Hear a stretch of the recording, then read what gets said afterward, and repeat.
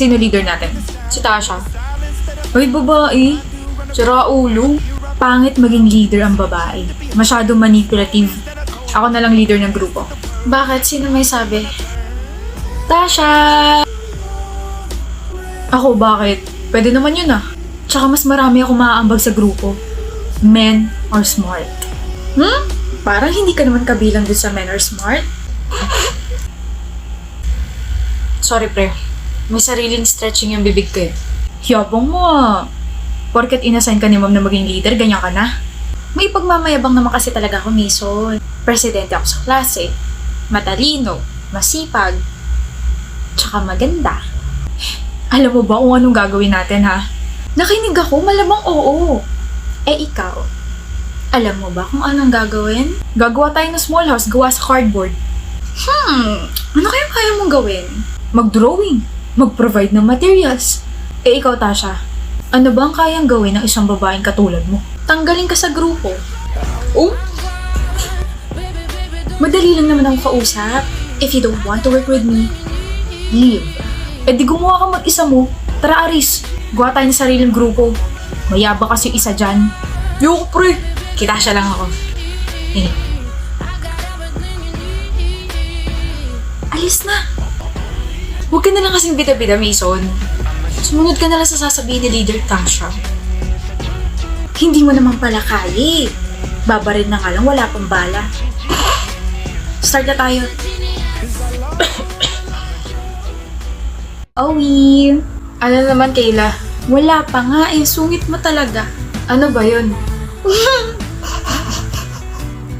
Mapasukan sana ng langaw yung bunganga mo. Sorry. Inuuna kasi tawa bago yung sasabihin eh. Ano ba yun? Anong Tagalog ng electricity na pwedeng inumin sa Korea? Ano? Anong Tagalog ng electricity na pwedeng inumin sa Korea? Hindi ko pinapaulit, tinatanong ko kung anong tawag. Ay, so ano nga? Eh di, Korean tea. Korean tea. Korean tea, like Korean tea. Kayla, sorry na. Ang totoo niyan, kaya nandito ako sa Harmon kasi may tatanong ako. Seryoso mo naman. Kasi, Owie, Bakit? May masakit ba sa'yo? may nakapagsabi sa akin na binabackstab mo raw ako. Ano? Ikaw? Babackstabin ko? Sabi ni Daisy, binabackstab mo raw ako.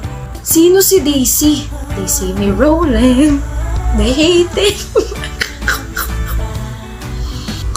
Kung di lang kita jowa, matagal na kitang winokatan. Ba't ba ang init ng ulo mo?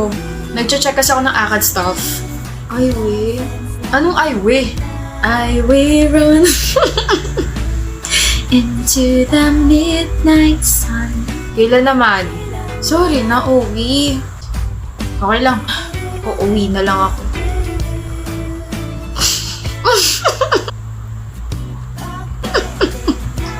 Ano ba gusto mo? Nagugutom ako. Kaya naman pala ganyan dahil nagugutom na ang bebe. Halika na, lulutuan kita ng food. Love you, Owie. Love you too. Gawin natin yung pop ni Nayon. Yung ganon. Turuan naman kati. Ayoko, Jayla. Hindi ako mahilig sa ganyan. Ayaw mo talaga, Craig? Ayoko. Okay.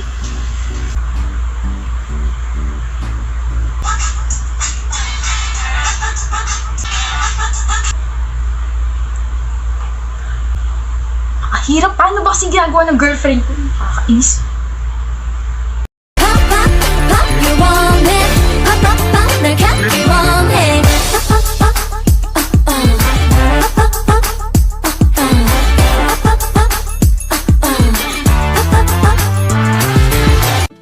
Nagawa ko!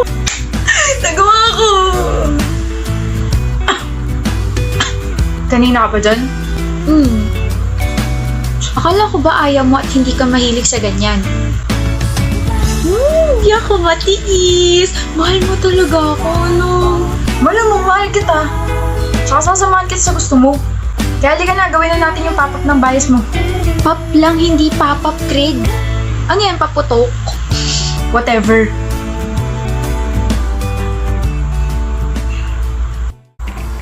Hindi mo mabuksan? Hindi. Pabukas. Palakas ka pa, B. Kaya mo yan. Babe, patulong. Oh, bigat. Sobra, Jones. Kaya mo yan.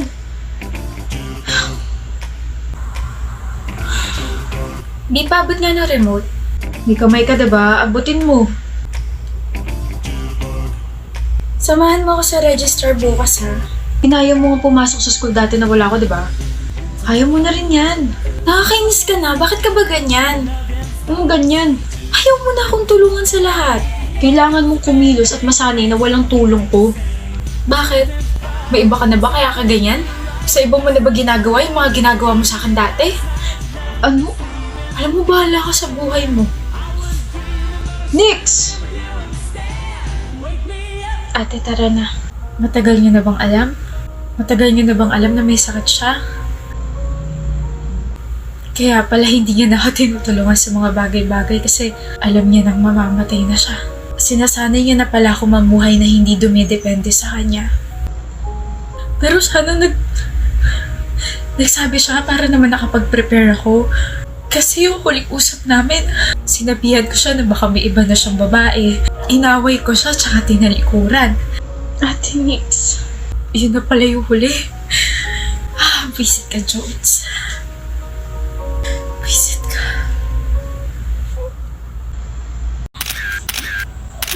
Ginagawa mo? Papapansin sa'yo. O napansin na katatabi? Maiko, Hmm, will you marry me? no. Okay. Nagpapapansin ka na naman ba kaya? Hindi, no. Ikaw na kaya yung nagpapapansin sa akin. Ngayon napansin na kita, pwede mo na ako maging crush. Utak mo may ubo na naman. Maiko, Ano? will you marry me? No. Okay. Ano na namang ginagawa mo? Shh. Dinadasalan na kita na sana magustuhan na kita kasi kawawa ka naman. One-sided lang kasi yung feelings mo for me eh. Akala ko ba gusto mo ko? So, ina-acknowledge mo na talaga yung presence and feelings ko for you. Will you marry me, Maiko? Ewan ko sa'yo. Ah! Hindi na no yung sagot mo. Ibig sabihin may chance na ako. Wala. May hinahanap ka? Oh, yung pake ko. Nandito sa bulsa ko. Ako hinahanap mo, no? Feeling. Aminin mo na. Wala akong aaminin. Ako meron. Nag-iipon na ako para sa kasal nating dalawa, no? Ito ang ipon ko. May 10 pesos na. Uy! 110 pesos na. Good luck sa pag-iipon natin. Maiko, Hmm, will you marry me? maybe.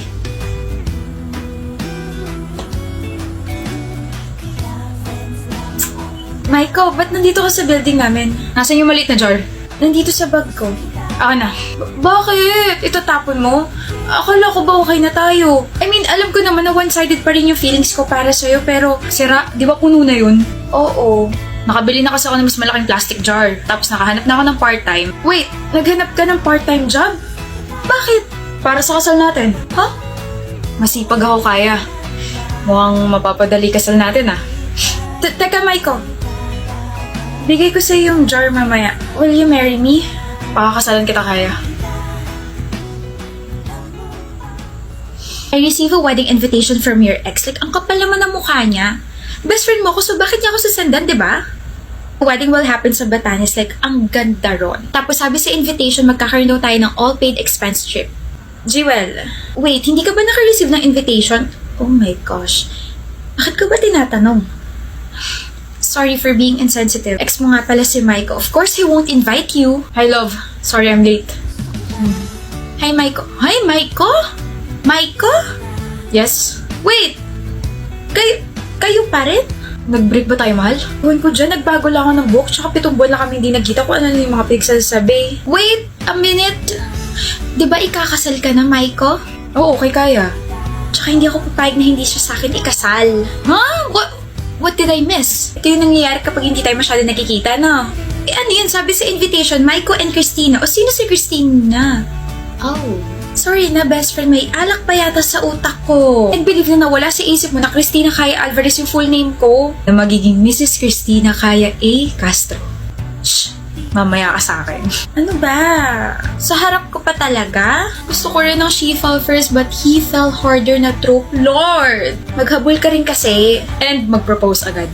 Pag nagkaroon ako ng jowa, magpapagupit din ako at ibabalik ko ang hair ko sa black. Kaingkit! Picture tayo. Kanino mo na naman isi-send? Kay Benz. Nasaan na yun? I'm ready. Picture na. Teka, may na-realize lang ako. Bakit kayo magka-chat ni Benz? Bakit kayo magka-chat ng crush nating dalawa? Ha? Ha? Ay.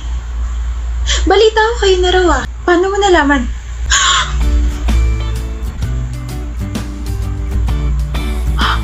Bestie.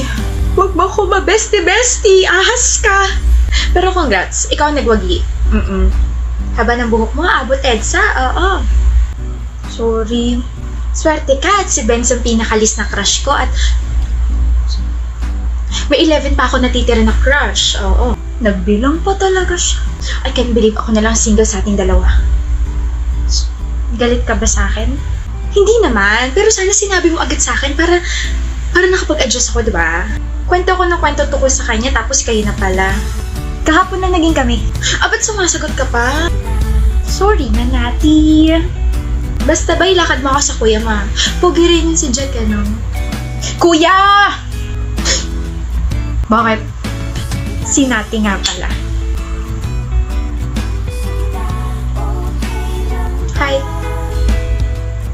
Kilala ko yan. Di ba ikaw yung nagpa-picture sa akin last year? May girlfriend ako bata.